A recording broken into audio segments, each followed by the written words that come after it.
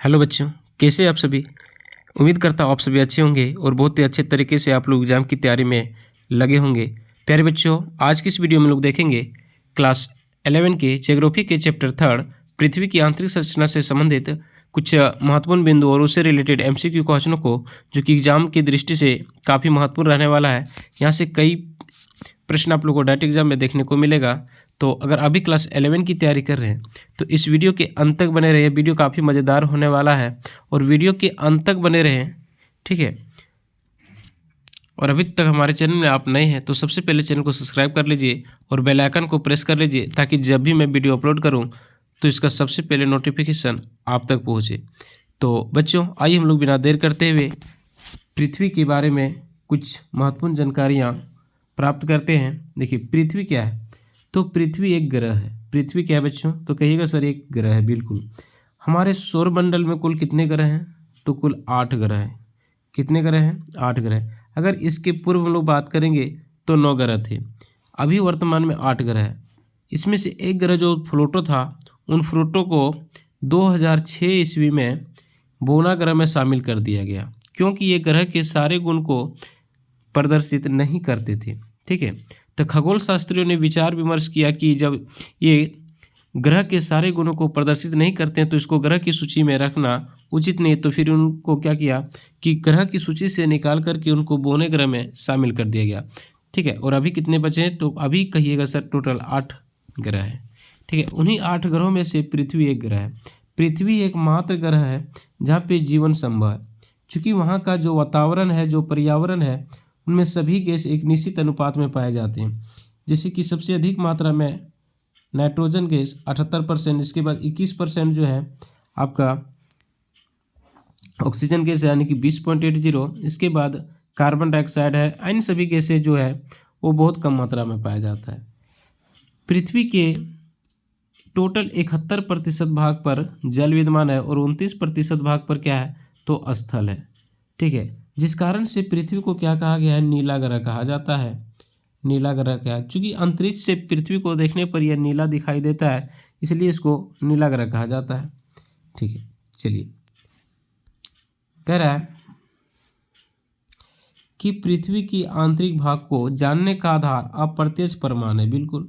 यानी कि पृथ्वी की जो आंतरिक भाग है उनको जानने का आधार क्या है? तो अप्रत्यक्ष प्रमाण है, क्योंकि पृथ्वी के आंतरिक भाग में ना तो कोई पहुंच सका है और ना पहुंच सकता है। ठीक है। बिल्कुल। देखिए, पृथ्वी के अंतर्गत पृथ्वी की जो आंतरिक संरचना का अध्ययन किया जाता है उसको हम लोग भूगर्भ विज्ञान कहते हैं। क्या कहते हैं? जियोलॉजी कहते हैं। आप सभी याद रखिएगा, जियोलॉजी कहते हैं। ठीक है। जियोलॉजी कहते हैं। GEOLOGY, जियोलॉजी यानी कि भूगर्भ विज्ञान कहते हैं। ठीक है। यानी भूगर्भ विज्ञान में क्या होता है? तो पृथ्वी की आंतरिक संरचनाओं का अध्ययन किया जाता है। ठीक है। पृथ्वी की आंतरिक संरचना का जानकारी हमें कहाँ से प्राप्त होती है? तो अप्रत्यक्ष तरीके से प्राप्त होती है। ठीक है। आप सभी याद रखिएगा। चलिए, पृथ्वी के अंदर जाने पर तापमान तथा घनत्व दोनों बढ़ता है। ये सभी आप सभी याद रखोगे। यानी पृथ्वी के अंदर जाने पर क्या होता है? तापमान और घनत्व दोनों बढ़ता जाता है। 32 मीटर की गहराई जाने पर, कितने पर बच्चों? तो कहिएगा सर 32 मीटर की गहराई जाने पर 1 डिग्री तापमान बढ़ जाती है। यानी 32 मीटर की गहराई जाएंगे तो 1 डिग्री का तापमान क्या होगा? बढ़ जाएगा। ठीक है। चलिए, कह रहा है कि पृथ्वी की धरातल का विन्यास मुख्यतः भूगर्भ में होने वाली प्रक्रियाओं का परिणाम है। बहिर्जात और अंतर्जात प्रक्रियाएं लगातार भूदृश्य को आकार देती रहती है। ठीक है। बिल्कुल। मानव जीवन मुख्यतः अपनी क्षेत्रीय भूआकृति से प्रभावित होता है। कहने का अर्थ है कि जो मानव का जीवन है वो मुख्यतः अपने क्षेत्र की जो भू आकृतियाँ होती है उससे क्या होती है? प्रभावित होती है। अगला है, पृथ्वी की त्रिज्या 6370 किलोमीटर है। आप सब याद रखोगे, 6370 किलोमीटर है। कितनी है बच्चों? तो आपसे पूछा जाएगा पृथ्वी की त्रिज्या कितनी है? तो 6370 किलोमीटर। पृथ्वी की आंतरिक संरचना को जानने के 2 स्रोत हैं। कौन कौन से? सबसे पहला है प्रत्यक्ष स्रोत और दूसरी है अप्रत्यक्ष स्रोत।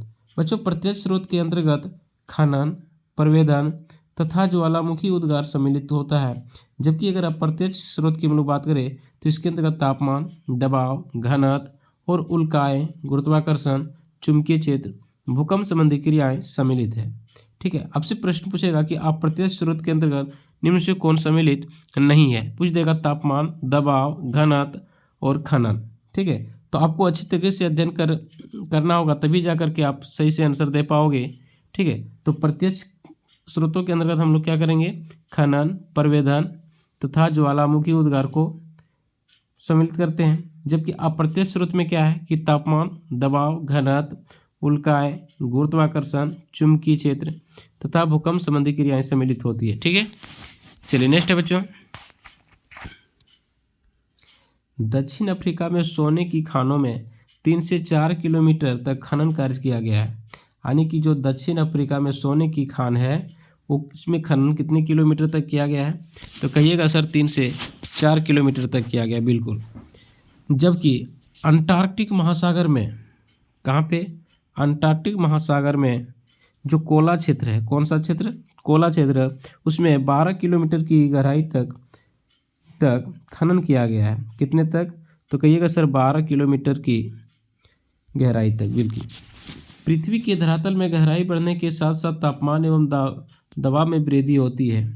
हमने अभी जस्ट पहले बताया कि पृथ्वी की जो धरातल होती है, ठीक है, वहाँ की गहराई बढ़ने के साथ साथ तापमान भी क्या होता है, तो बढ़ता जाता है। ठीक है, अब कितना बढ़ता है, तो 32, यानी कि 32 मीटर की गहराई जाने पर 1 डिग्री सेल्सियस तापमान बढ़ता जाता है। ठीक है, चलिए अगला है, पृथ्वी के धरातल पर विभिन्न अक्षांशों पर गुरुत्वाकर्षण बल एक समान नहीं होता है। बिल्कुल, यानी जो पृथ्वी के धरातल होता है बच्चों, इसमें विभिन्न अक्षांशों पर गुरुत्वाकर्षण बल जो होता है, ग्रेविटेशन फोर्स जिसको हम लोग कहते हैं, वो एक समान नहीं होता, यानी वो इक्वल नहीं होता है। यह ध्रुवों पर अधिक एवं भूमध्य रेखा पर कम होता है। यानी कहने का अर्थ है कि पृथ्वी के किस भाग पर गुरुत्वाकर्षण बल जो होता है वो सबसे अधिक होता है, तो कहिएगा सर कि ध्रुव पर होता है। सबसे कम कहाँ पे होता है, ठीक है, सबसे कम कहाँ पे होता है, तो कहिएगा सर भूमध्य रेखा पर होता है। इसको आप लोग याद कर लीजिए। इस कारण पृथ्वी के केंद्र से दूरी तथा पृथ्वी के भीतर पदार्थों का असमान वितरण है। पृथ्वी के धरातल पर विभिन्न क्षेत्रों के गुरुत्वाकर्षण बल भिन्नता को गुरुत्व विसंगति कहा जाता है। यानी कि गुरुत्व विसंगति किसे कहते हैं, तो पृथ्वी के जो धरातल होते हैं उनके विभिन्न क्षेत्रों में जो ग्रेविटेशन फोर्स होते हैं वो अलग अलग होते हैं। ठीक है, उन्हीं को हम लोग क्या कहेंगे, तो गुरुत्व विसंगति कहेंगे। ठीक है, अगला है बच्चों, भूकंपीय तरंगे 2 प्रकार की होती है। यानी जो भूकंप उत्पन्न होते हैं, भूकंप किसे कहते हैं, देखिए पृथ्वी के अचानक कंपन होना या तो हिलना डुलना क्या कहलाता है, तो भूकंप कहलाता है। भूकंप को हम लोग सिस्मोग्राफी यंत्र के द्वारा मापा जाता है। और भूकंप की जो तीव्रता होती है बच्चों, तीव्रता को हम लोग रिएक्टर पैमाना पर मापते हैं। रिएक्टर पैमाना क्या होता है, देखिए रिएक्टर पैमाना एक स्केल होता है जिस पर 0 से 10 तक की संख्या अंकित होती है। 0 से 10 तक की संख्या अंकित होती है। अगर इनकी तीव्रता 7 से अधिक होती है तो ये काफ़ी विनाशकारी होती है। अगर 7 से ये कम होती है तो ये थोड़ा कम विनाशकारी होती है। ठीक है, अब जब भूकंप उत्पन्न होता है तो इनमें 3 प्रकार की तरंगें उत्पन्न होती है। कितने प्रकार की, 3 प्रकार की, पी तरंगे, एस तरंगे और एल तरंगे। ठीक है, एल तरंगों को हम लोग क्या कहेंगे, धरातलीय तरंगे कहते हैं। ठीक है, इनकी गति जो होती है बहुत कम होती है, लेकिन ये सबसे ज़्यादा विनाशकारी होती है। ठीक है, जबकि जो पी तरंगे होती है उनकी गति अधिक होती है, लेकिन ये कम विनाशकारी होती है, यानी कि इनकी गति सबसे अधिक होती है। देखिए भूकंपीय तरंगे कितने प्रकार के होते हैं, तो प्यारे बच्चों आप लोग को, ठीक है, बता दूं कि भूकंपीय तरंगे जो होती है 2 प्रकार की होते हैं, भूगर्भीय तरंगे और धरातलीय तरंगे। भूगर्भीय तरंगे के अंतर्गत पी तरंगे और एस तरंगे सम्मिलित किया गया है, जबकि जो धरातलीय तरंग है उसमें एल तरंगों को रखा गया है। ठीक है, भूतरंगीय तरंगे पृथ्वी के आंतरिक भाग में चलती है। कहने का अर्थ है कि जो भूकंपीय तरंग है वो पृथ्वी के आंतरिक भागों में चलती है, जबकि, ठीक है, जबकि जो एल तरंगे हैं वो पृथ्वी के धरातलीय क्या है, पृथ्वी के धरातलीय भागों में चलती है। अधिक घनत्व वाले पदार्थों में तरंगों का वेग क्या होती है, तो अधिक होती है। याद रखोगे, यानी अधिक घनत्व वाले पदार्थ, यानी जिन पदार्थों का घनत्व अधिक होता है उनमें इस तरंगों का वेग भी क्या होता है, तो अधिक होता है। चलिए अगला देखेंगे हम लोग, कह रहे भूकंपीय तरंग का वेग पदार्थों के घनत्व में भिन्नता होने के कारण परिवर्तित और अपरिवर्तित होता है। यानी जो भूकंपीय तरंग होती है, ठीक है, उनका जो वेग होता है उनमें विभिन्नता किनके कारण होती है, तो घनत्व में भिन्नता होने के कारण, घनत्व जो पदार्थ की घनत्व होती है उनमें विभिन्नता होने के कारण परावर्तित और अपवर्तित होती है, जिसमें पृथ्वी की आंतरिक संरचना को जानने में मदद मिलती है। अगला है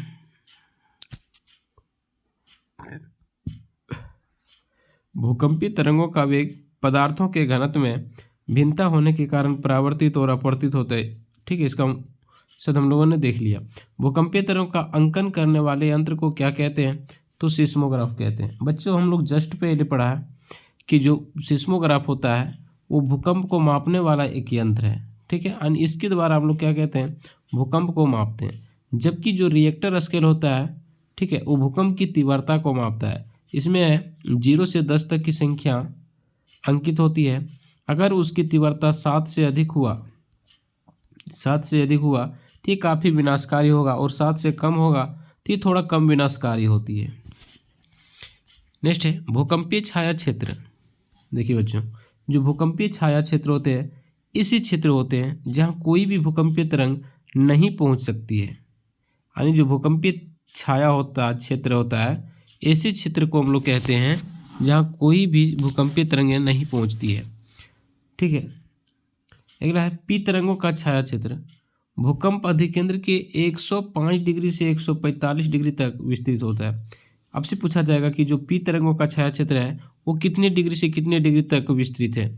तो बच्चों आप सब याद रखोगे 105 से लेकर के 145 तक है। जबकि जो एस तरंग है ये 105 डिग्री से परे है, यानी 105 डिग्री से ये परे है। ठीक है, इस तरह एस तरंगों की जो छाया क्षेत्र है वो पी तरंगों से काफ़ी अधिक बड़ा है, यानी विस्तृत है।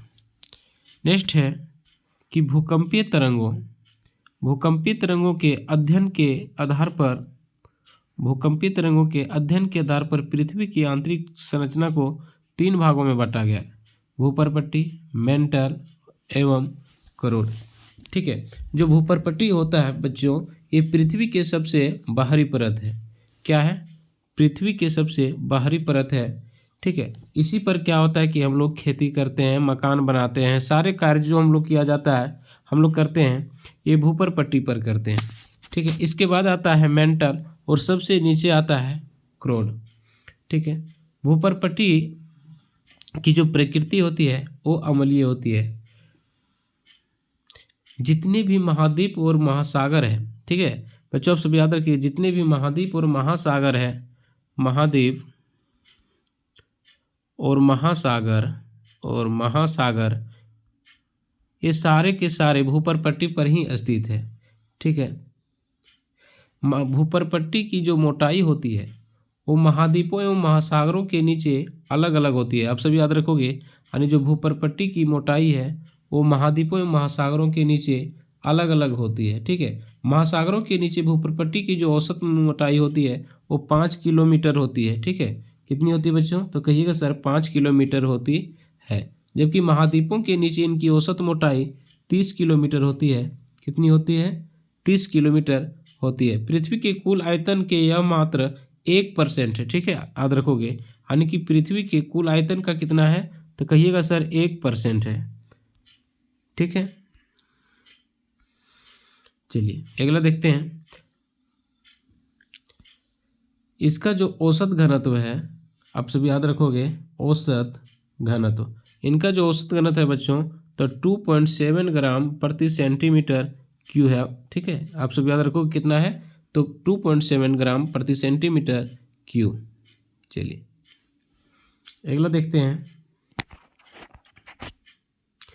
भूपरपट्टी पृथ्वी का सबसे बाहरी ठोस भाग है। देखिए यहाँ पे दिया गया है, पृथ्वी का सबसे बाहरी ठोस भाग को हम लोग क्या कहेंगे, तो भूपरपट्टी कहेंगे।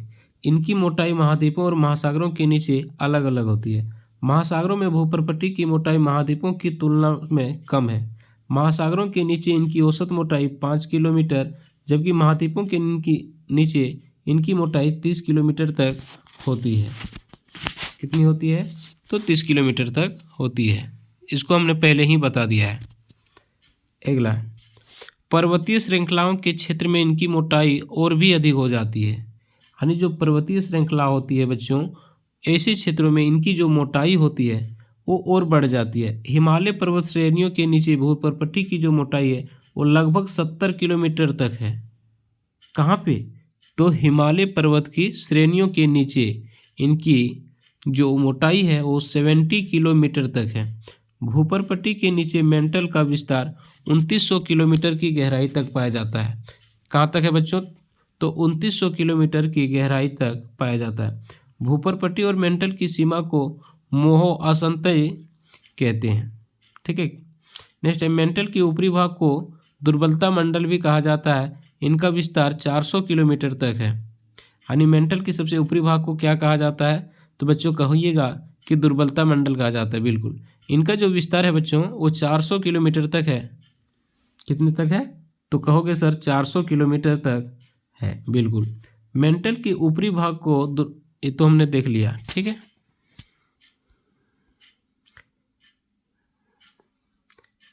चलिए देखिए यहाँ पे दिया हुआ है स्थल मंडल। स्थल मंडल, स्थल मंडल क्या है? तो स्थल मंडल के अंतर्गत भूपर्पट्टी एवं मेंटल के ऊपरी भाग आता है। इनकी मोटाई जो है वो 10 से 200 किलोमीटर के बीच पाई जाती है। इनके नीचे जो है मेंटल ठोस अवस्था में होता है। ठीक है। यानी निचला क्या है? मेंटल, जो ठोस अवस्था में होता है। क्रोड का विस्तार मेंटल के सीमा, यानी जो क्रोड का विस्तार है तो मेंटल की सीमा 2900 किलोमीटर से पृथ्वी के अर्धव्यास 6371 किलोमीटर की गहराई तक विस्तृत है। कितने तक है बच्चों? तो 6371 किलोमीटर की गहराई तक है। मेंटल और क्रोड की सीमा को गुटेनबर्ग आसंत्य कहते हैं।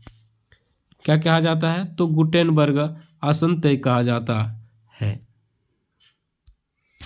नेक्स्ट है, क्रोड के 2 भाग हैं।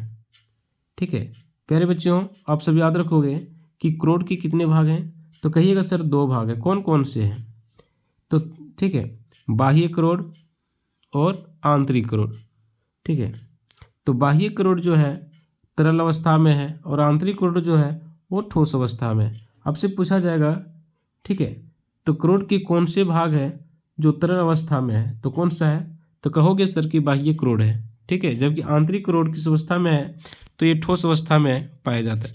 क्रोड भारी पदार्थों मुख्यतः निकील और लोहे से बना है। देखिए बहुत ही इंपॉर्टेंट है, पूछा जाएगा क्रोड किससे बना हुआ है? तो निकील और लोहे से बना है। इसे हम लोग नीफे के नाम से भी जानते हैं। क्या कहा जाता है? नीफे कहा जाता है। ज्वालामुखी वह स्थान है जहाँ से गैसें, राख और तरल चट्टानी पदार्थ या लावा पृथ्वी के धरातल तक पहुँचते हैं। कहने का अर्थ है कि ज्वालामुखी वह स्थान है, ठीक है, जहाँ से हमें क्या होती है? तो मैग्मा, आप लोग सुने होंगे, मैग्मा जैसे पदार्थ बाहर निकलती है। उनमें क्या क्या होती है? तो गैस होती है, राख होती है और कई छोटे छोटे अन्य पदार्थ होते हैं। चलिए, यदि ज्वालामुखी पदार्थ कुछ समय पहले ही बाहर आया हो, यदि ज्वालामुखी पदार्थ कुछ समय पहले ही बाहर आया हो और अभी निकल ही रहा तो वह ज्वालामुखी सक्रिय ज्वालामुखी कहते हैं। कहने का अर्थ है कि जो सक्रिय ज्वालामुखी किसे कहते हैं? तो ऐसी ज्वालामुखी जो कभी भी सक्रिय हो सकता है, कभी भी एक्टिव हो सकता है। ठीक है, तो उसको हम लोग क्या कहेंगे? सक्रिय ज्वालामुखी कहेंगे। ठीक है। नेक्स्ट है, तरल चट्टानी पदार्थ जब भूगर्भ में होता है तो यह मैग्मा कहलाता है।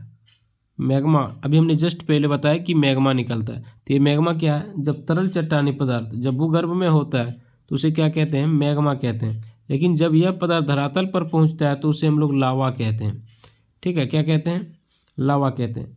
सिल्ड ज्वालामुखी बेसाल्ट प्रवाह के बाद पृथ्वी पर पाए जाने वाले सभी ज्वालामुखियों में से सबसे विशाल होते हैं।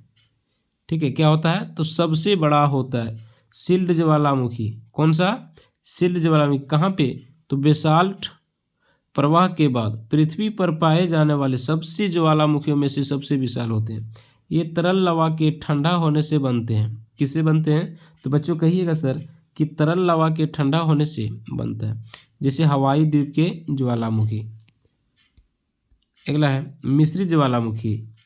मिश्रित ज्वालामुखी में लावा के साथ भारी मात्रा में ज्वल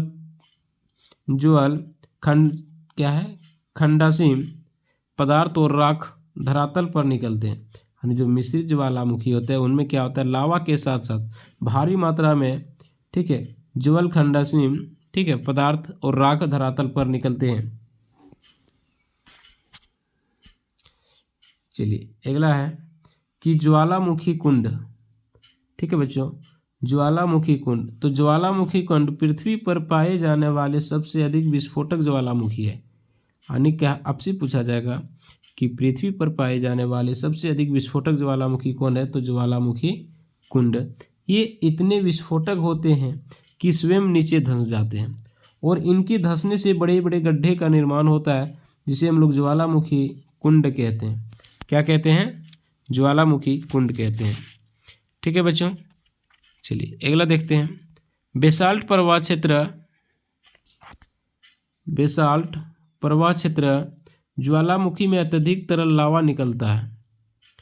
बेसाल्ट प्रवाह क्षेत्र ज्वालामुखी में अत्यधिक तरल लावा निकलता है जो बहुत दूर तक फैल जाते हैं। इनका विस्तार हजारों वर्ग किलोमीटर तक होता है। समझिए, यानी जो बेसाल्ट प्रवाह क्षेत्र होते हैं, ठीक है, तो वहाँ की जो ज्वालामुखी होती है उनमें से अत्यधिक क्या निकलते हैं? तो तरल लावा निकलता है जो काफ़ी दूरों तक फैल जाते हैं। और इनका जो विस्तार होता है, जो फैला हुआ होता है, वो हजारों वर्ग किलोमीटर तक होता है। इनका प्रवाह क्रमानुसार होता है जो 50 मीटर से भी अधिक मोटा हो जाता है। ठीक है बच्चों, कितना होता है? तो 50 मीटर से भी अधिक होता है।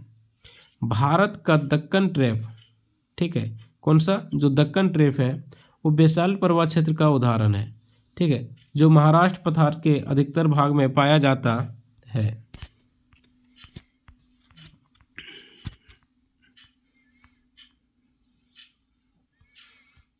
अगला है, यहाँ पे देखिए, ये इंपोर्टेंट। धरातल के नीचे जब मैग्मा का जमाव, ठीक है, अन्य धरातल के नीचे जब मैग्मा का जमाव तस्तरी के, एक मिनट, क्या लिखा है? तस्तरी के आकार में होता है तो यह हम क्या है, लेपोलिथ कहते हैं। समझिए, धरातल के नीचे जब मैग्मा का जमाव तस्तरी के आकार का हो जाता है। किस आकार का होता है बच्चों? तो कहिएगा सर, तस्तरी के आकार पर होता है तो उसे क्या कहा जाता है? लेपोलिथ कहा जाता है। अंतर्वर्धी आग्नेय चट्टानों की मोड़दार अवस्था में अपनति के ऊपर और अभिनति के तल में लावा का जमाव फेकोलिथ कहलाता है। क्या कहलाता है? फेकोलिथ कहलाता है। चलिए नेक्स्ट है, जब लावा का जमाव धरातल के लगभग समकोण पर, यानी जब लावा का जमाव धरातल के लगभग समकोण पर एक दीवार की भांति होता है तो यह डाइक कहलाता है। क्या कहलाता है बच्चों? डाइक कहलाता है। ठीक है, ठीक है बच्चों, तो अब हम लोग इससे रिलेटेड जो एमसीक्यू प्रश्न है, जिसको ऑब्जेक्टिव प्रश्न हम लोग कहते हैं, उसको देखेंगे, क्योंकि इसके बारे में हम लोग संक्षिप्त में हम लोग अध्ययन कर चुके हैं। क्योंकि अगर इसको हम लोग विस्तार पर अध्ययन करेंगे और विस्तारित रूप से अगर इसको जानने का प्रयास करेंगे तो ये काफ़ी लंबा हो जाएगा, जो वीडियो के माध्यम से पढ़ाना उतना उचित नहीं हो पाएगा। ठीक है, तो संक्षिप्त में हम लोग ने इसका अध्ययन किया और इससे रिलेटेड जो भी एमसीक्यू प्रश्न बनता है, जो एग्जाम में बार बार रिपीट किया जा रहा है, उसको हम लोग देखते हैं। तो आइए, सबसे पहला जो प्रश्न आपके पास में है, देखिए यहाँ पे कह रहा है, बच्चों आपसे पूछा जा रहा है कि निम्नलिखित में से कौन भूगर्भ की जानकारी का प्रत्यक्ष साधन है? देखिए, जस्ट हमने पहले आप लोग को बताया कि पूछा जाएगा आपसे कि प्रत्यक्ष कौन है और अप्रत्यक्ष कौन है। ठीक है, तो पूछा गया है कि निम्नलिखित में से कौन भूगर्भ की जानकारी का प्रत्यक्ष साधन है? भूकंपीय तरंगे, गुरुत्वाकर्षण बल, ज्वालामुखी और पृथ्वी का चुंबक। तो बच्चों, जैसे कि आप लोग को पहले बता चुके हैं कि जो क्या है प्रत्यक्ष साधन, वो कौन से हो जाएंगे? तो ज्वालामुखी हो जाएगा। ठीक है, तो यहाँ पे करेक्ट आंसर हो जाएगा आपका ज्वालामुखी।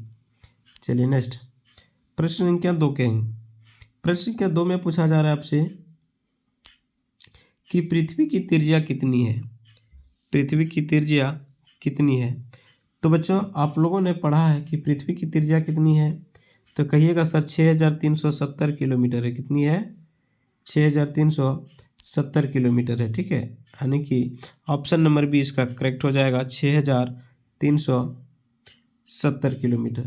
चलिए अगला देख रहे हैं, प्रश्न संख्या 3। प्रश्न संख्या 3 में कह रहा है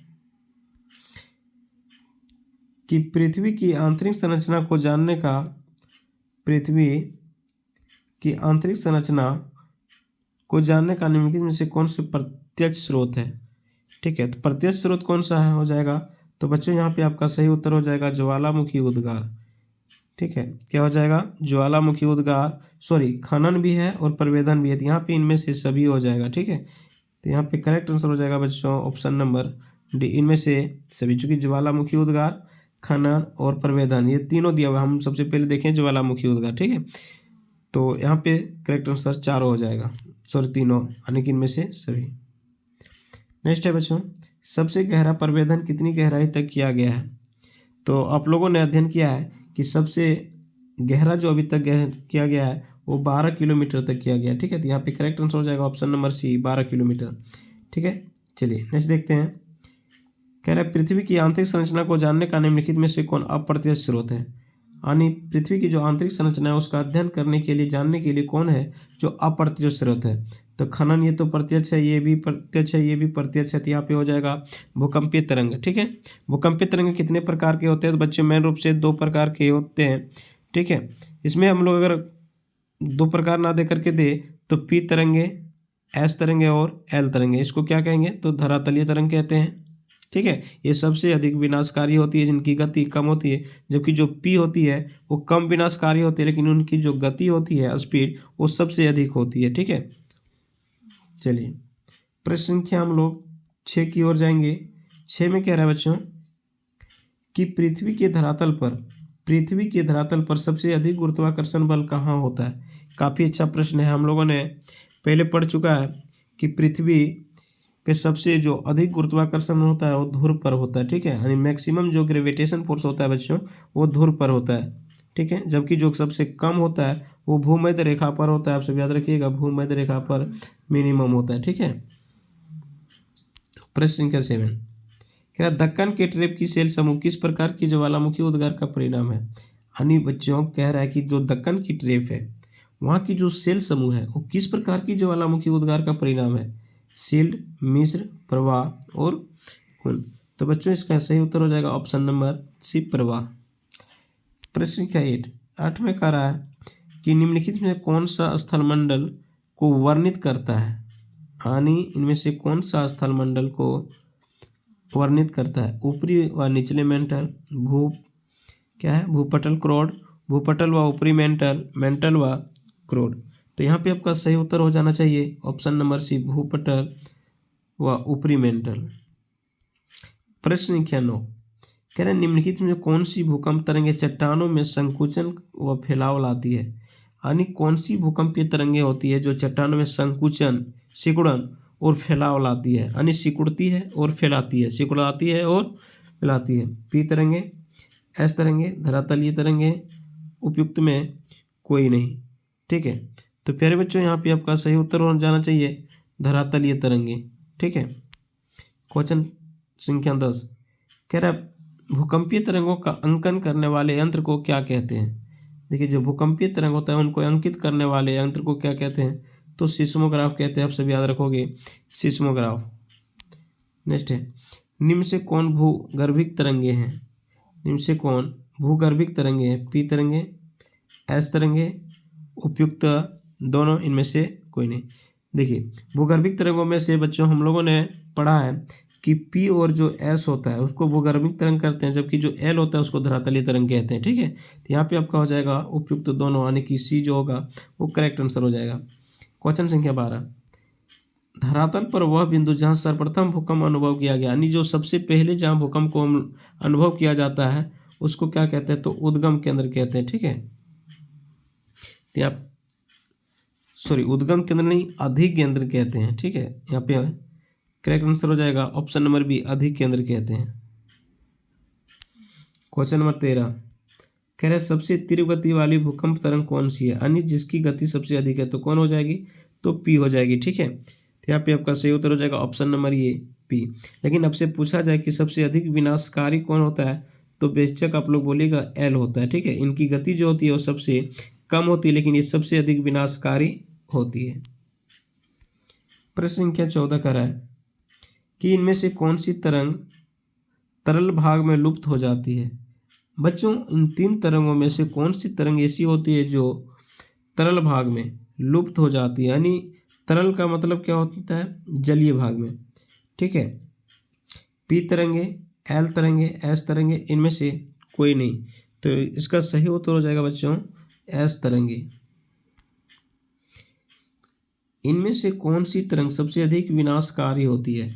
देखिए, इसके पहले हम लोगों ने समझा है कि जो एस क्या बोलते हैं, एल तरंगे होती है, ठीक है, जिसको धरातलीय तरंग भी कहते हैं, ये सबसे अधिक विनाशकारी होती है। और सबसे कम विनाशकारी की हम लोग बात करेंगे तो पी तरंगे होती है। ठीक है, एस जो होता है वो बीच बीच वाला होता है। ठीक है, यानी ये पी तरंग से अधिक विनाशकारी होती है, और एस से भी ज़्यादा विनाशकारी कौन होती है, तो एल होती है। सबसे अधिक जो गति होती है वो पी की होती है, इसके बाद एस की होती है, और सबसे कम क्या होती है, तो एल की होती है। नेक्स्ट बच्चों कह रहा है ऐसे क्षेत्र जहाँ कोई भी भूकंपीय तरंगें अभिलेखित नहीं होती है उसको क्या कहते हैं। ठीक है, तो ऐसे क्षेत्र जहाँ भूकंपीय तरंगें अभिलेखित नहीं की जाती है या तो नहीं होती, उसको भूकंपीय छाया क्षेत्र कहते हैं। ठीक है, तो यहाँ ऑप्शन नंबर बी आपका सही हो जाना चाहिए। भूकंप से उत्पन्न होने वाली समुद्री लहरों को क्या कहते हैं। देखिए, जो भूकंप में उत्पन्न होने वाली जो समुद्री लहर होते हैं उसको हम लोग क्या कहते हैं, तो उसको क्या कहेंगे, चक्रवात, तूफान, प्रति चक्रवात और सुनामी। ठीक है, तो प्यारे बच्चों इसको हम लोग सुनामी के नाम से जानते हैं। ठीक है, क्वेश्चन संख्या 18 में कह रहा है महासागरों के नीचे भूपरपट्टी की औसत मोटाई कितनी होती है, यानी जो महासागर होते हैं उनके नीचे जो भूपरपट्टी की मोटाई वो कितनी होती है। ठीक है, 3 किलोमीटर, 4 किलोमीटर, 5 किलोमीटर और 7 किलोमीटर। ठीक है, तो यहाँ पे आपका सही उत्तर हो जाएगा 5 किलोमीटर। ठीक है, अगला है महाद्वीपों के नीचे भूपरपट्टी की औसत मोटाई कितनी होती है, यानी कि महाद्वीपों के नीचे, महासागरों के नीचे हम लोगों ने देख लिया, तो महाद्वीपों की कितनी होती है, तो 30 किलोमीटर तक होती है। चलिए प्रश्न संख्या 20 देखेंगे। ठीक है बच्चों, कह रहा है कि निम्न से कौन सी परत पृथ्वी की सबसे ऊपरी भाग में पाई जाती है। देखिए, जो पृथ्वी की 3 परत होती है, मेंटल, ठीक है, भूपरपट्टी, मेंटल, इसके बाद क्रोड, तो सबसे ऊपर में भूपरपट्टी पाया जाता है, फिर इसके बाद मेंटल होता है, इसके बाद क्या होता है, क्रोड होता है, तो सबसे ऊपरी कौन हो जाएगा, भूपरपट्टी होता है। अगला बच्चों कह रहा है निम्न में से किन दो परतों से मिलकर स्थलमंडल बना है। निम्न से किन दो परतों से मिलकर स्थलमंडल बना है। भूपरपट्टी एवं मेंटल का ऊपरी भाग, मेंटल का ऊपरी भाग और निचला भाग, मेंटल का निचला भाग एवं क्रोड का ऊपरी भाग, इनमें से कोई नहीं। तो बच्चों इसका सही उत्तर हो जाएगा भूपरपट्टी, मेंटल और मेंटल का ऊपरी भाग। ठीक है, यानी भूपरपट्टी में ही क्या करते हैं हम लोग, जितने मकान वगैरह, कृषि कार्य जितने भी करते हैं, ठीक है, ये सारे कहाँ पे हैं, तो भूपरपट्टी पर ही है। चलिए नेक्स्ट है प्रश्न संख्या 22 कह रहा है मेंटल का विस्तार कितनी गहराई तक है। जो मेंटल का विस्तार है बच्चों, ये कितनी गहराई तक है, तो मेंटल का विस्तार कितने तक है, तो प्यारे बच्चों आप लोग कहिएगा सर 2900 किलोमीटर तक है। नेक्स्ट है अगला प्रश्न आपके पास में है कि मोहो क्या है, मोहो आसंत किन दो परतों की सीमा को कहते हैं। भूपरपट्टी और मेंटल, मेंटल क्रोड, बाह्य क्रोड और आंतरिक क्रोड, इनमें से कोई नहीं। ठीक है, तो बच्चों यहाँ पे आपका सही उत्तर हो जाएगा ऑप्शन नंबर ये। क्वेश्चन 24 गुटेनबर्ग आसंतते किन दो परतों की सीमा को कहते हैं। भूपरपट्टी और मेंटल, मेंटल क्रोड, बाह्य क्रोड और आंतरिक क्रोड, इनमें से कोई नहीं। ठीक है, तो यहाँ पे आपका सही उत्तर हो जाएगा मेंटल और क्रोड, ऑप्शन संख्या बी करेक्ट हो जाएगा। क्रोड किन दो भारी पदार्थों से मिलकर बना है? देखिए जो क्रोड है बच्चों वो किन दो भारी पदार्थों से मिलकर बना हुआ है? तो क्रोड जो है वो निकिल और लोहा से मिलकर के बना हुआ है, ठीक है। तो यहाँ पे आपका सही उत्तर हो जाएगा निकिल और लोहा। प्रश्न संख्या 26, पृथ्वी की सबसे आंतरिक परत कौन सी है? यानी जो पृथ्वी की सबसे आंतरिक परत है बच्चों वो कौन सी है? ठीक है, भूपरपट्टी, मेंटल, बाह्य क्रोड और आंतरिक क्रोड, ठीक है। तो यहाँ पे आपका सही उत्तर हो जाएगा ऑप्शन संख्या डी, आंतरिक क्रोड। बाह्य क्रोड किस अवस्था में होती है? यानी जो बाह्य क्रोड होती है वो किस अवस्था में है? ठोस, गैसीय, तरल, इनमें से सभी। तो यहाँ पे हो जाएगा तरल। आंतरिक क्रोड किस अवस्था में है? ठोस, तरल, गैसीय, इनमें से सभी। तो बच्चों आंतरिक जो क्रोड है वो ठोस अवस्था में है, ठीक है। चलिए 29 नंबर प्रश्न को देखते हैं। कह रहे भूगर्भ में स्थित तरल चट्टानी पदार्थ क्या कहलाता है? यानी जो भूगर्भ में स्थित तरल चट्टानी पदार्थ होते हैं उसको क्या कहते हैं? ज्वालामुखी, बम, लावा, राख और मैग्मा। तो बच्चों इसको सही उत्तर हो जाएगा मैग्मा। निम्न से कौन अंतर्वर्धी आकृतियां हैं? बैथोलिथ, सील, डाइक, इनमें से सभी।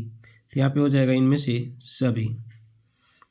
31 कह रहे हैं निम्न भूकंपीय तरंगों में से सबसे विस्तृत छाया क्षेत्र किसकी होती है? यानी सबसे विस्तृत छाया क्षेत्र किसकी होती है? तो बच्चों एस तरंगों की होती है, ठीक है। 32 कह रहा है निम्नलिखित में से किन भूकंपीय तरंगों का छाया क्षेत्र 105 से 145 तक है? ठीक है, पी तरंगों का, एस तरंगों का, पी और एस तरंगों का, इनमें से कोई नहीं। तो बस इसका क्या हो जाएगा? पी और एस तरंगों का। पृथ्वी का औसत घनत्व कितना है?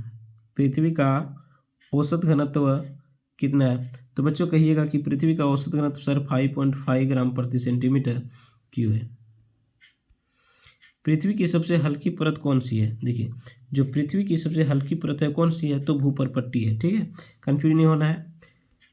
नेक्स्ट है दुर्बलता मंडल का विस्तार कहाँ है? यानी जो दुर्बलता मंडल है, दुर्बलता मंडल उसका विस्तार कहाँ तक है? तो भूपरपट्टी, ऊपरी मेंटल, निचला मेंटल और बाह्य क्रोड। तो बच्चों इसका सही उत्तर हो जाएगा ऑप्शन नंबर बी, ऊपरी मेंटल, ठीक है। अगला प्रश्न है कि ज्वालामुखी उद्गार के दौरान निकलने वाला लावा का स्रोत निम्न से कौन सा है? दुर्बलता मंडल, भूपरपट्टी, निचला मेंटल और बाह्य क्रोड, ठीक है। तो बच्चों यहाँ पे इसका सही उत्तर हो जाएगा दुर्बलता मंडल। अगला प्रश्न है ज्वालामुखी विस्फोट से बने बड़े गड्ढे को क्या कहते हैं? क्रेटर, काल्डेरा, शंकु, इनमें से कोई नहीं। तो इसको हम लोग काल्डेरा कहते हैं, ठीक है। क्वेश्चन संख्या 38 कह रहे निम्न से किस ज्वालामुखी प्रकार में अत्यधिक तरल लावा निकलता है? यानी किस प्रकार के ज्वालामुखी में अत्यधिक प्रकार के तरल लावा निकलता है? ज्वालामुखी कुंड, मिश्रित ज्वालामुखी, शील्ड ज्वालामुखी और बेसाल्ट प्रवाह क्षेत्र। तो बच्चों इसका सही उत्तर हो जाएगा बेसाल्ट प्रवाह क्षेत्र। प्रश्न संख्या अगला कह रहा है 39 में कि ज्वालामुखी उद्गार से निकलने वाले लावा के ठंडा होने से निम्न से कौन सी चट्टान बनती है? परतदार चट्टान, रूपांतरित चट्टान, आग्नेय चट्टान, ज्वालामुखी चट्टान। तो बच्चों यहाँ पे सही उत्तर हो जाएगा आपका आग्नेय चट्टान। प्रश्न संख्या 40 जो लास्ट प्रश्न है कह रहा है भूगर्भ में मैग्मा का जमाव जब तस्तरी के आकार में होता है तो उसे क्या कहा जाता है? लेकोलिथ, लेपोलिथ, फेकोलिथ, डाइक, ठीक है। तो बच्चों यहाँ पे इसका सही उत्तर हो जाएगा ऑप्शन नंबर बी, ठीक है। तो ये कुल 40 MCQ प्रश्न था जो कि एग्जाम के लिए काफ़ी इंपॉर्टेंट है।